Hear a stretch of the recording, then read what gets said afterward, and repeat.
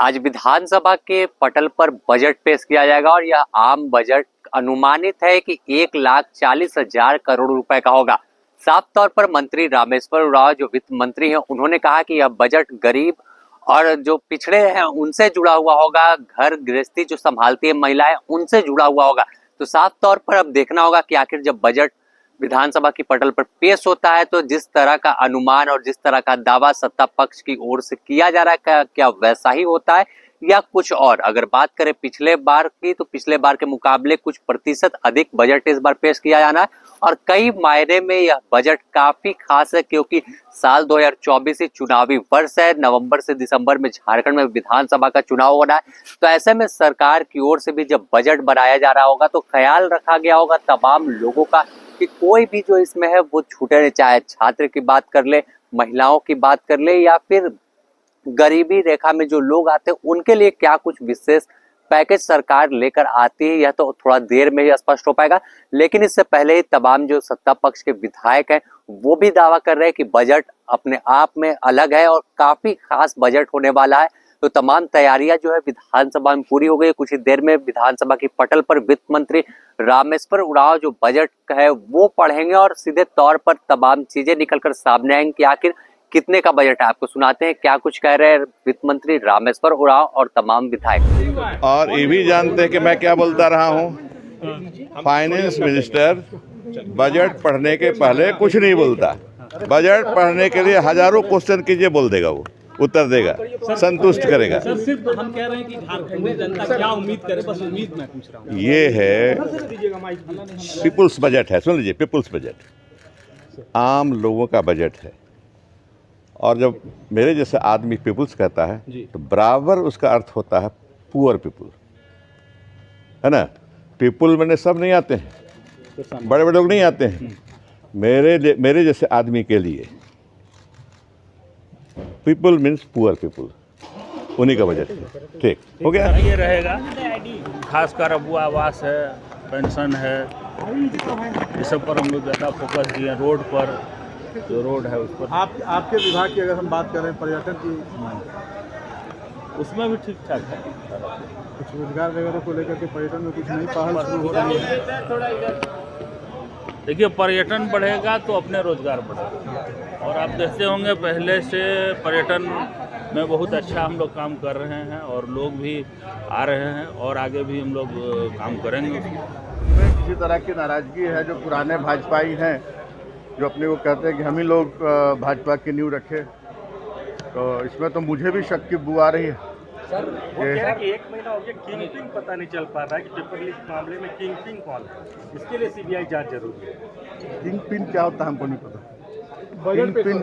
King pin अरे भाई, जो लोग इसकी साजिश किए, जिन्होंने क्वेश्चन पेपर आउट कराने का काम किया, बेचने का काम किया, अभी बिहार से भी लोग पकड़े गए, तो ये क्या चाहते हैं? हाँ, हम तो कहे कि अगर ये मांग करना शुरू कर दें कि सारी राज्य की जितनी भी जांच एजेंसियां हैं सभी को बंद कर दिया जाए। इनको सिर्फ भरोसा है तो जैसे इनकी कठपुतली के रूप में केंद्रीय एजेंसियां काम करती हैं तो उनकी सिर्फ उस पर भरोसा है।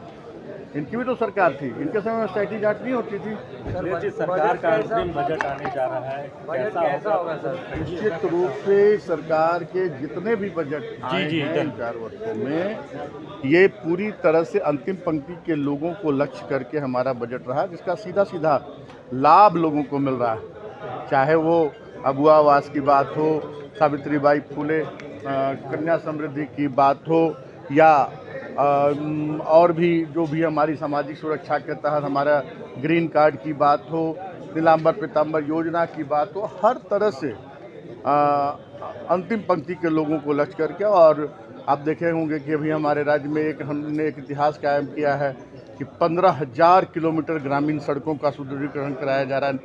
नई सड़क अलग से, जो हमारी जर्जर सड़कें थी 15,000 किलोमीटर।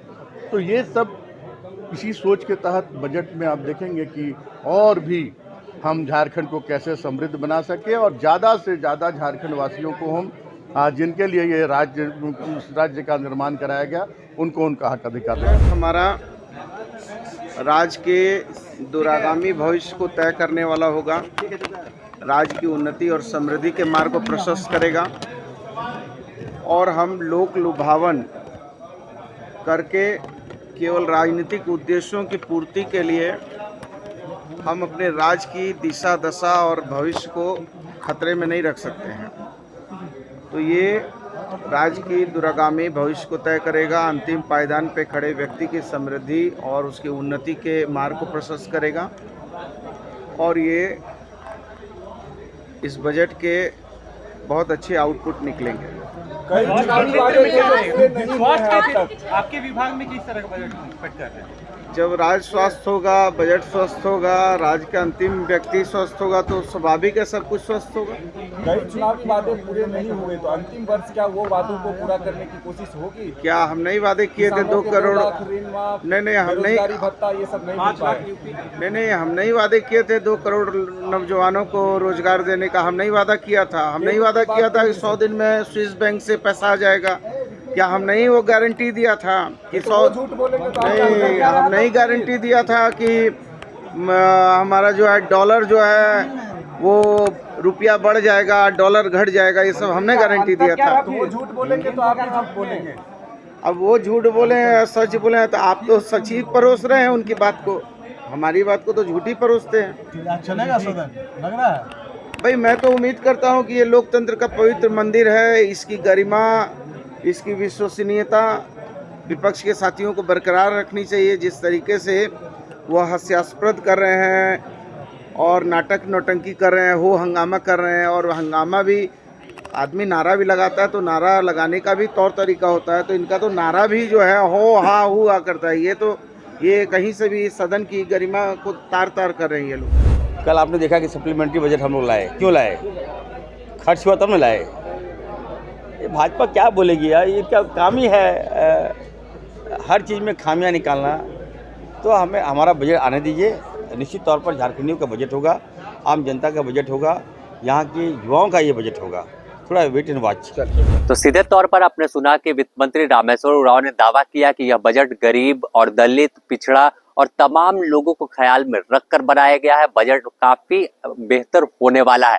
थोड़ा इंतजार कीजिए, तमाम चीजें जो है वो निकल कर सामने आएंगी कि आखिर बजट कैसा है। तब तक के लिए बने रहे द न्यूज़ पोस्ट के साथ। नमस्कार।